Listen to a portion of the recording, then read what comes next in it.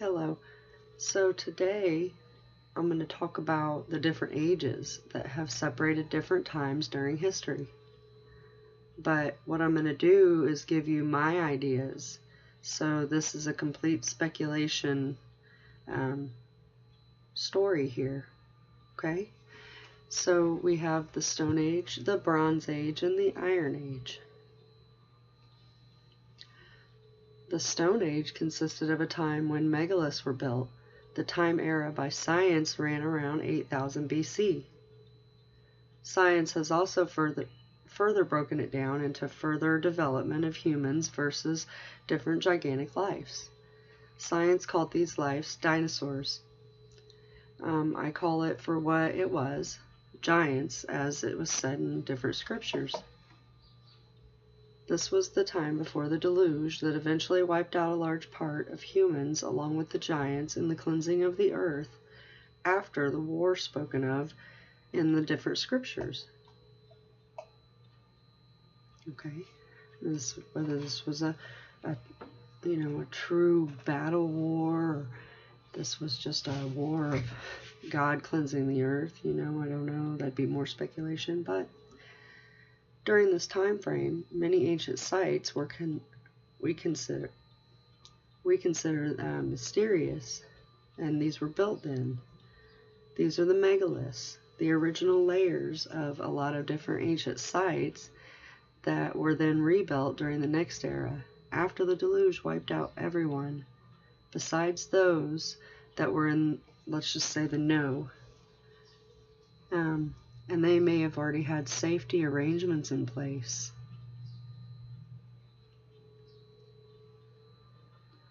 So I'm thinking that this could have occurred right around the time that the Great Santorini eruption occurred, which would also put it right about the time that the legendary Atlantis disappeared.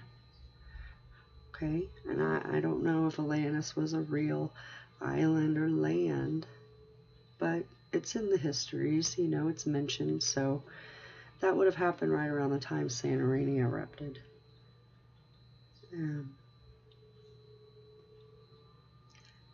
Santorini could have actually been a worldwide event. There are signs all over the world of a massive change and catastrophes.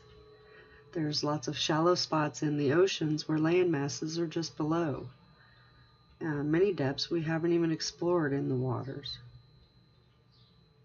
The only way that scientists really date things is through their carbon dating system, which I find to have flaws. Natural occurrences, such as fire and water, would change dating and appearance to be much older, as well as stuff maybe held in mud that didn't have much air would appear to be more preserved and younger. So at this point, my idea is that almost everything was destroyed in 1645 BC.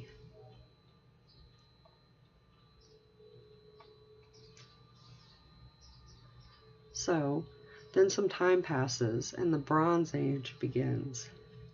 During this time frame, my idea is that the grid all around us was erected to repair the original design that had to be replaced.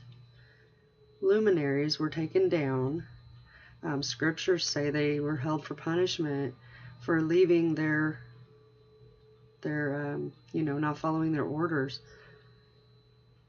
Giants were probably still around at that time, although not very many. They are mentioned in history, though, perhaps just maybe the diluted blood lineage, since they were much smaller than the prior ones.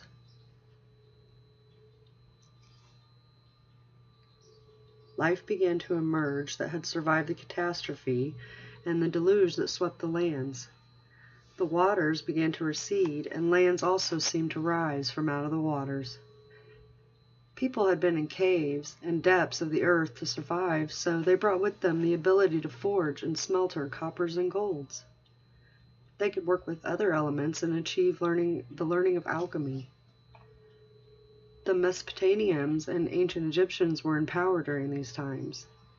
These would be the ones who ultimately called themselves gods and descendant of gods because they had kept the knowledge safe during the destruction times.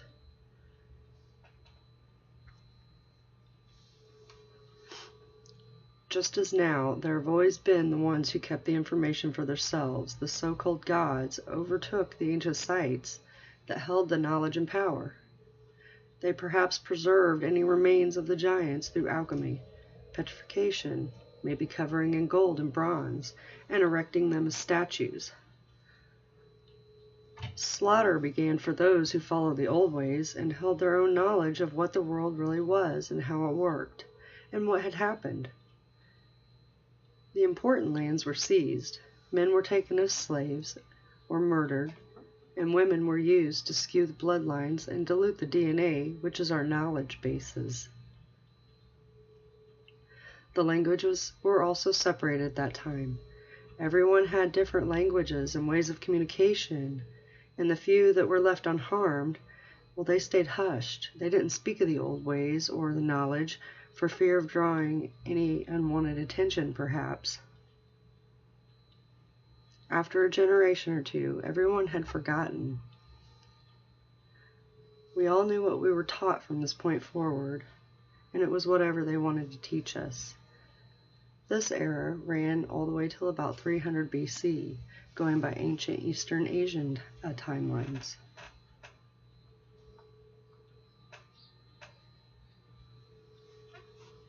Next, we'll enter into the Iron Age. This is where the elite had taken control. The slaughtering still continued because old texts and scripts were always being surfaced due to the waters receding and revealing old entrances on lower lands. New generations would learn the truths of our world, and they would begin to utilize earth energies. A lot of them were burned at the stake for being witches, perhaps. Control was maintained through organized religion and kings and their guards patrolling the lands, regridding the world and mapping it, finding the areas they needed to secure, and doing whatever they had to do to obtain the lands. Wars, famine, disease, all along with staying ahead on knowledge more than the public and gaining more and more control with every war and placement of the kings, queens, bloodlines, and marriages that occurred. It was all strategy to be the ones in control. So after this, we'll leap right on ahead to our modern times, where confusion and chaos run our worlds. War and starvation, homelessness, and a whole lot of low negative energy runs through people in our world. The elite firmly control our world and the minds and spirits of most societies. Confusion and fear of being nothingness grips a lot of people. I say it's time to fix things. We learn the truths. We spread the knowledge. Well, anyway, I hope you enjoyed my story. So, thanks a lot for listening. Have a good day.